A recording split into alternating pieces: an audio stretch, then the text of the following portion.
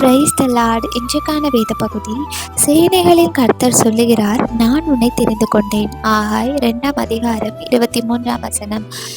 Said the Lord of hosts, I have chosen thee. ஆகாய் chapter 2 verses 23.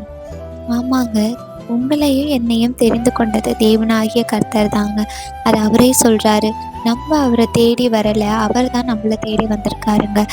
நம்ம அவருடைய வார்த்தையை தினமும் கேட்டுட்ருக்கோம், அவர்கிட்ட பேசுகிறோம், அவருடைய வார்த்தையை தியானிக்கிறோம். டெய்லி அவர் நம்ம கூட நடக்கிறாரு அப்படின்னா அவர் நம்மளை தெரிந்து கொண்டதுனால மாத்திரம்தாங்க. நம்ம ஒருவேளை நினச்சிட்டு இருக்கலாம், நான் ஏசப்பாவை தெரிந்து கொண்டேன், நான் ரட்சிக்கப்பட்டேன் அப்படின்னு சொல்லிட்டு. அப்படி இல்லைங்க. நம்ம தேவனுடைய சித்தம் இல்லாமல் நம்மளால் ரட்சிப்புக்குள்ளேயோ இல்லை அவருடைய நாமத்தை தெரிந்து கொள்ளவும் முடியாதுங்க. அவர் நம்மளை தாயின் கருவில் உருவாகிறதுக்கு முன்னாடியே இவன் என்னுடையவன் அப்படின்னு சொல்லிட்டு அவர் தெரிந்து கொண்டதுனால தான் இன்னைக்கு நம்ம ரட்சிக்கப்பட்டு தேவனுடைய பிள்ளைகளாக அவர் அண்டையில் இருக்கோங்க.